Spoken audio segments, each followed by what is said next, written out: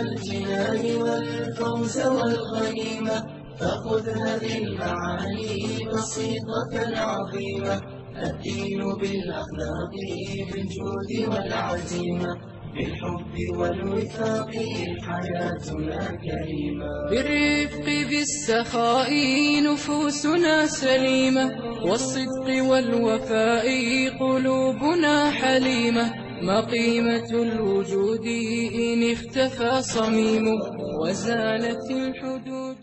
بسم الله والصلاة والسلام على رسول الله وعلى آله وصحبه وسلم تسليما كثيرا وبعد. Brothers, this is Abbas Hussein here with you on behalf of D.R.A. Allah Azza wa Jal speak about his religion, and he calls it Al-Islam, is the religion of peace. He says about peace in various verses, and for example in chapter 25 verse number 63, Allah Azza wa Jal speak about the qualities of his true servants, and the first thing he mentioned about them, listen to this qualities. Allah Azza wa Jalla says, أعوذ بالله من الشيطان الرجيم وعباد الرحمن الذين يمشون على الأرض هونا وإذا خاطبهم الجاهلون قالوا سلاما. He said, and the true servants of the merciful, they walk on the earth with dignity, and whenever an ignorant defame them, they reply in peace. So the first quality he mentioned about them is that they are lovers of peace. They wish person to live in peace, and then they live in peace and walk away. The Quran is the religion that promotes leniency, and whenever two people meet in Islam, the first thing they should pray for one another is to live in peace. And that is the tradition of the prophets. If you read, for example, Jesus Christ is the person who used to do that. In the second epistle of John chapter 1 verse number 3, he used to do that. He wished people to live in peace. So Quran is also encouraging leniency. Muhammad ﷺ was driving out of Mecca, but people were encouraging him to fight back. His response was, Inni umirtu bil afwi fala tuqatilukum. I was commanded to forgive, so do not fight anyone back. Quran is encouraging patience. Allah Azza wa Jalla says in the Quran, in chapter 7 verse number 199, it says, خُذِ الْعَفْوَ وَأَمُرْ بِالْعُرْفِ وَأَعْرِضْ عَنِ الْجَاهِلِينَ. It says, take patience and advise with good and leave the ignorant.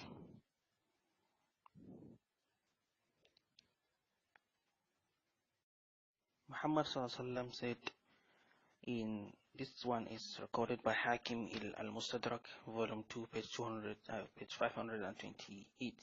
He said, I was sent with the traditions of the prophets and also to show mercy.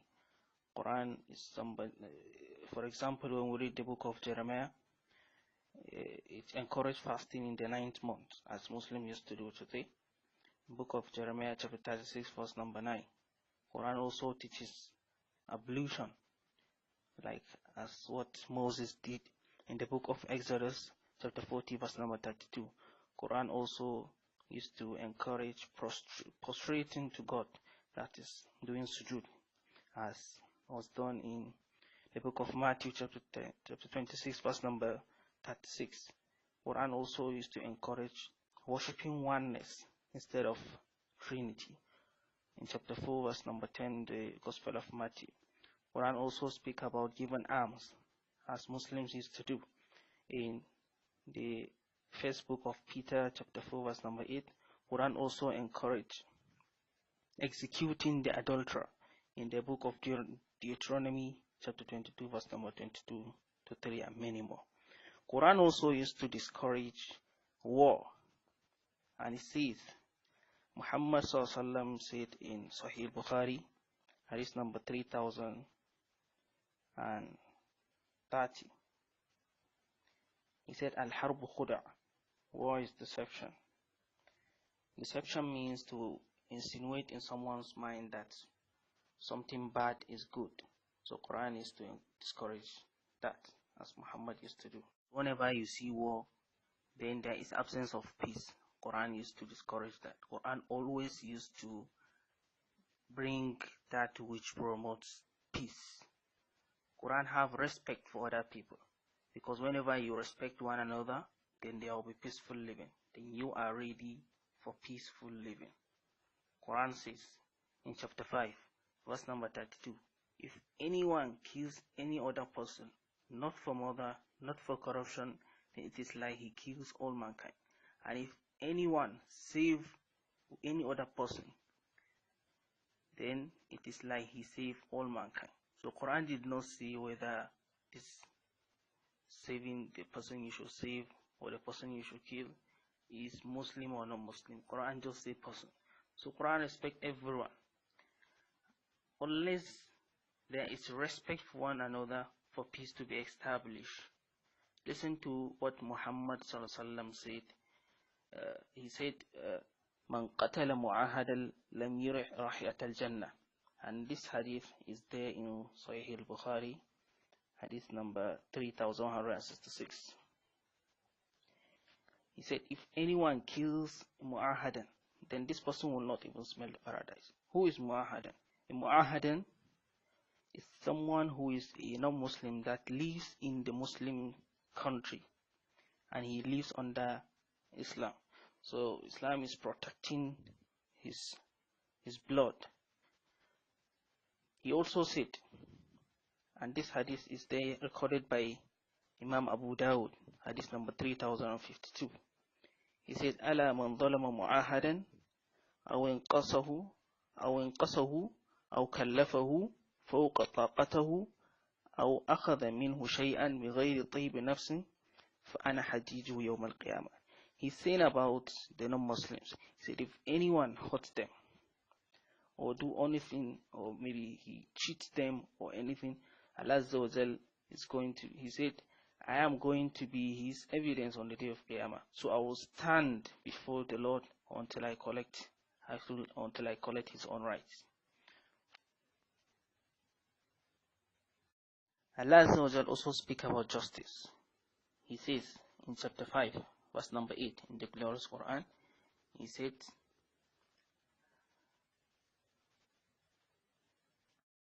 يا أيها الذين آمنوا كونوا قوامين لله شهداء بالقسط ولا يجرمنكم شنآن قوم ألا لا تعدلوا اعدلوا هو أقرب للتقوى واتقوا الله إن الله خبير ما تعملون. Allah Azza wa Jalla is saying, O you have believed, be persistently standing firm in justice for Allah, and let not the hatred of others prevent you from justice. Be just, that is next to piety. Quran is saying that you have to be just with everyone and at all the time, unless there is justice before peace will be established. And that is because whenever you see violence, then one group must have taken, maybe one group has killed the member of another group and nothing is done. So people will try to retaliate and then there will be violence equally. Quran also used to encourage giving alms to the poor people and to non-Muslims equally. Quran said in chapter 9 verse number 60, إنما الصدقات للفقراء والمساكين والعاملين عليها والمؤلفة قلوبهم to the end of the verse. Quran is saying that whenever you are given alms, that is charity, give it to the poor people and give it to those that need it, and give it to the employers, to your own employers, and give it to for bringing hearts together, referring to non-Muslims. So Quran is saying that in order to bring the hearts of Muslims and non-Muslims together, then you need to give them alms, give them charity. It's only in Islam that you could find this kind of verse. It's saying that, and it's well known that anytime a rich man is given a poor person something out of his wealth, that poor person will not exhibit the hatred of that rich man. And that is because when you give someone charity, you are bringing his heart and your heart together. That is what Islam wants. Quran also forbids taking laws in hand. In Sahih Muslim, every possibility Muhammad used to discourage violence and promote peace. And then he says about obeying rulers and taking laws in hand. He said in Sahih Muslim, he told Hudayfa ibn al-Yaman, He said, Isma wa ati wa in daraba dhahruka wa akhadha malik. You have to obey the rulers, even if they seize you or jail you or they seize your wealth. He said you have to be obedient with them, whatever the case may be. Because whenever you see violence, then the people of that community must have taken laws in hand. Quran used to discourage that. Ibn al-Qayyim is saying in Zadul Ma'at, he said Jihadun Nafs is a criteria to Jihad al-Kuffar. He said fighting for the evil of oneself is a criteria for even fighting the non-Muslims. So what he's saying is that for you to even qualify for fighting for Islam, to go out and fight the non-Muslims, you have to be a practicing Muslim. What he's saying is that you have to be somebody who is praying 5 times, fasting all the time, especially in the month of Ramadan. You have to dress decently. You have to abstain from cheating, from fighting, from corruption. All these things you have to stay away from them. Stay away from lies. Just quit homosexuality and lesbianism. Pay alms, observe pilgrimage, obey your parents. He said you have to be a practicing Muslim before you can even qualify for doing that. So today we must understand this. People are not practicing Muslims, and you see them fighting for Islam. And Islam did not even allow them to do all these things. Did not permit them.